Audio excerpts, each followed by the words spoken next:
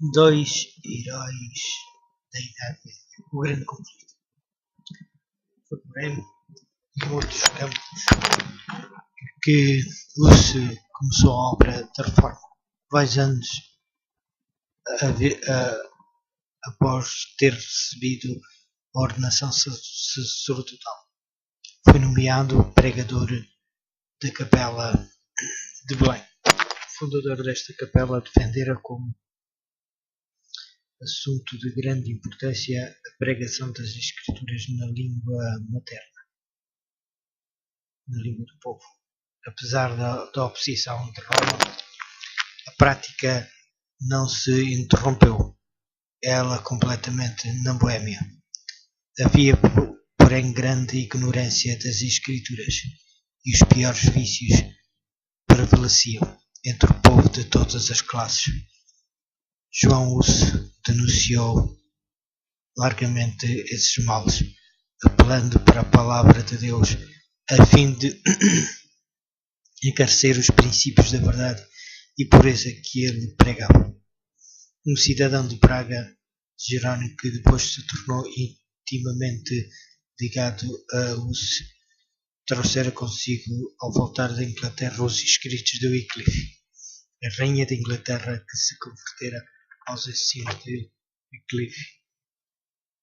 Era uma rainha boêmia e, por sua influência, as obras do reformador foram amplamente divulgadas no seu país natal.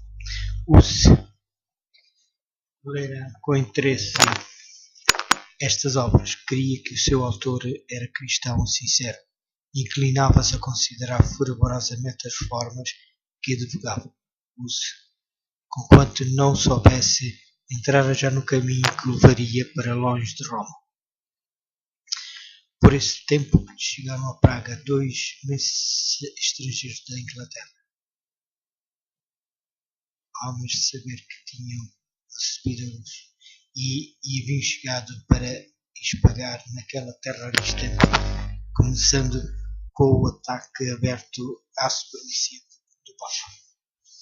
Foram logo reduzidos ao silêncio pelas autoridades, mas não estando dispostos a abandonar o seu propósito, recorreram a outras medidas. Sendo artistas, bem como pregadores, prosseguiram pondo em prática a sua habilidade.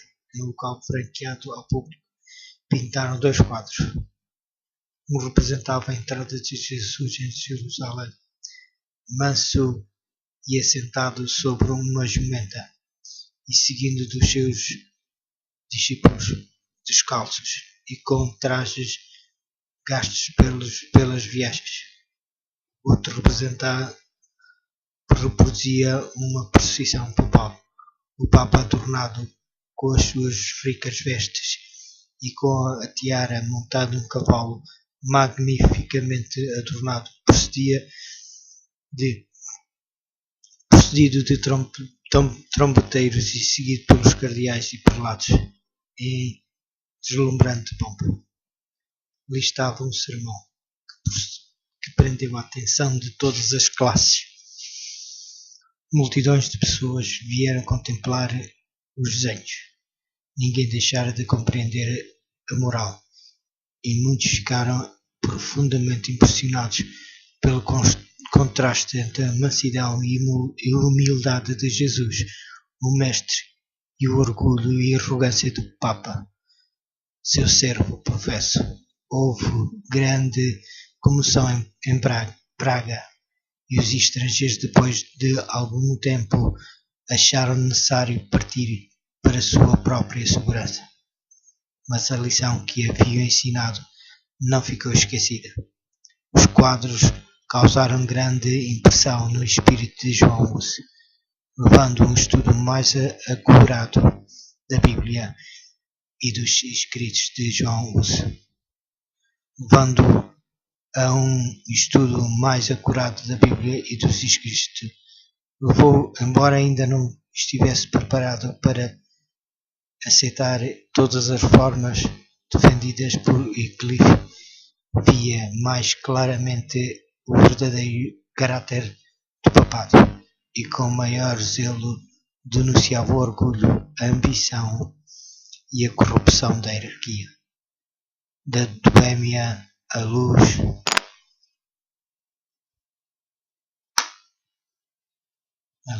da Boêmia à luz, estendeu-se à Alemanha, pois, tendo-se dado algumas perturbações na Universidade de Praga, dali se retiraram centenas de estudantes alemães.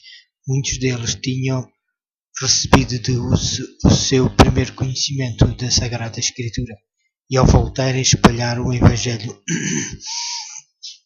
na sua pátria.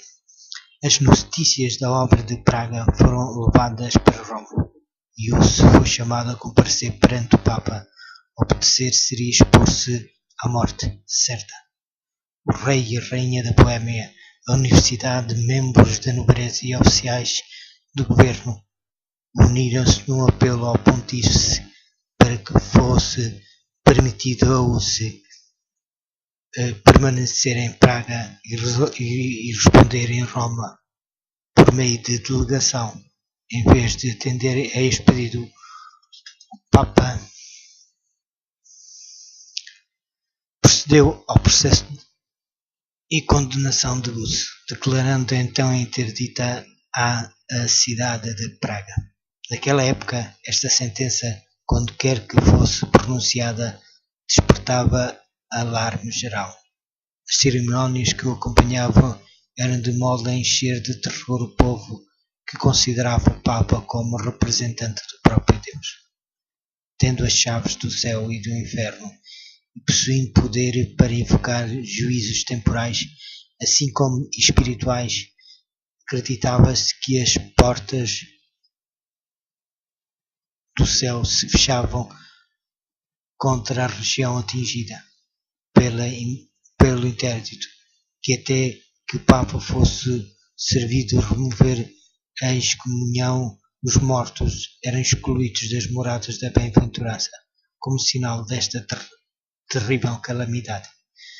Suspendia-se todos os serviços religiosos. As igrejas estavam fechadas. Celebravam-se os casamentos no pátio da igreja. Os mortos negavam-se sepultamento em terreno consagrado. Eram, sem os ritos fúnebres, inundados em fossos ou no campo, assim por meio de medidas que apelavam para a imaginação. Roma buscava dirigir a consciência dos homens. A cidade de Praga encheu-se de tumulto. Uma classe numerosa denunciou-os como a causa de todas as calamidades e rogaram que fosse entregue à vingança de Roma. Para acalmar a tempestade, o reformador retirou-se por algum tempo para a sua aldeia natal, escrevendo aos amigos